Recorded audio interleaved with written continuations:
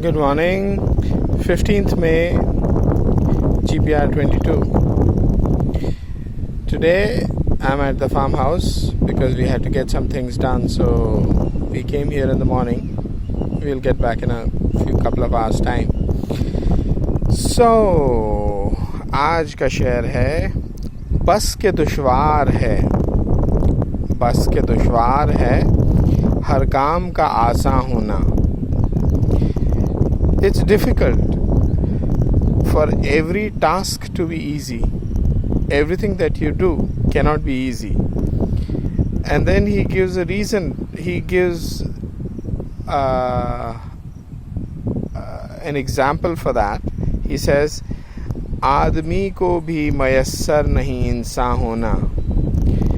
That even for a human being, it's extremely difficult to be humane. आदमी और इंसान के फ़र्क को गालिब ने बहुत अच्छे से बयान किया है. So today what we're going to do is we're going to talk about how to live happily ever after. Yeah, it sounds like fairy tale, but it's not really so. I have made some notes, so let me just try and read some of that.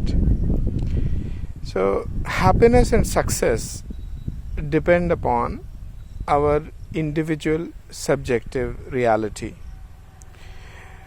or the story that we build and believe to be true. That is, what we see as the real reality is only our personal reality and our place in that reality. So let's call that our story one. Story one, okay? With S capital, O capital, and one word. Story one as one word. So now let's look at externals, because most people think that success depends upon the externals. How much money you have, how much respect you have, how much fame you have, how much property you have, what position you have, what designation you have, how many people report to you, and so on and so forth. So and also happiness. People think that happiness is a function of what you have, and we've talked about it often enough.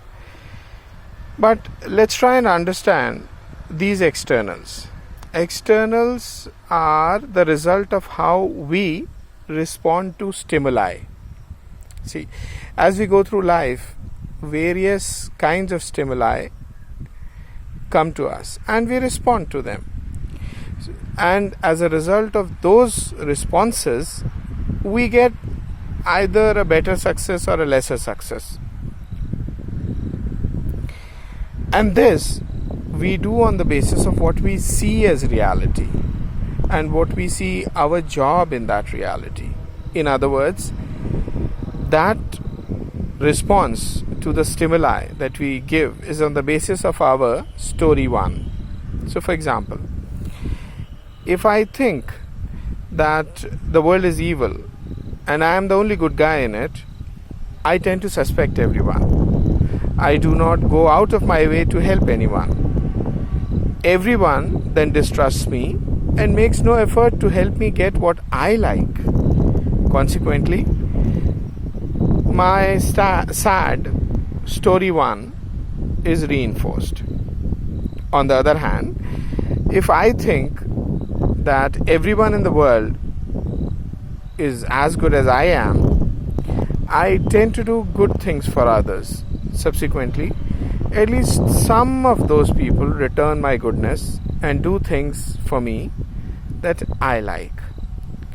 Since my focus was doing good for others, I probably don't even notice that only a minority of those I did good to did good back to me. I'm actually elated on getting something, quote unquote, for free. My story one, this time the happy one, also gets reinforced. The externals thus responded to by me then result in a change in my success parameters, resulting in a change in my happiness level. It is worth noting that satisfaction with my success, thereby my happiness level, eventually returns to my long-term happiness set point. What is set point? A point at which something returns to. So why does it happen like that? The reason, very loosely speaking, is the second law of thermodynamics, which is that the entropy always increases. All my efforts to bring a certain order to my world is destined to come to a naught anyway, just like everyone born will ultimately die. Things will happen as they will. They will not remain in the order that I chose for them and strove for them. I strove for a particular order, I established for a short while, and then it will return to whatever state it was. Therefore, all my happiness will also return to that level. Though it is also worth noting that this set point is neither a given nor is it changeable. No. That's what you were expecting. What it is supposed to be is that it's worth noting that this set point is neither a given nor unchangeable. Yeah. So it is not a given by some superior authority, and it can be changed. So this set point is neither a given nor unchangeable, except in the impersonal sense that every effect has a set of causes, or in the sense of universal determinism, or in the sense of the absence of real free will, etc. Depends on how you want to put all this. So within this seeming free will that we think we have, we can change it as we see fit.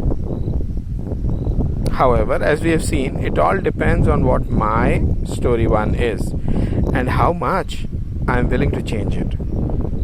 And the correlation between the two changes, that is, my story one change and my happiness set point change, is neither easy to observe nor to predict.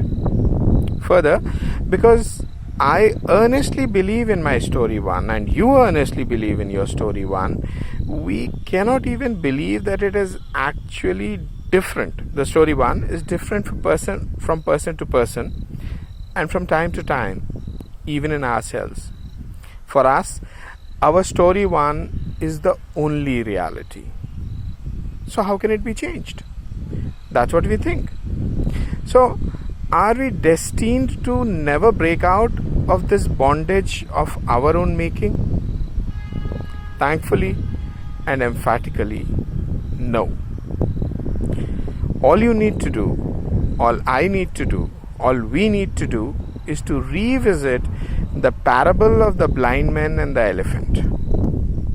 The parable of the blind man and elephant, we've already covered it in one of the earlier GPRs. We have to learn to be anekantvadis and syadavadis.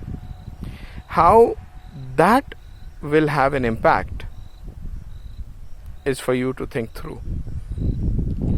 Learn to be anekantvadi, learn to be syadavadi.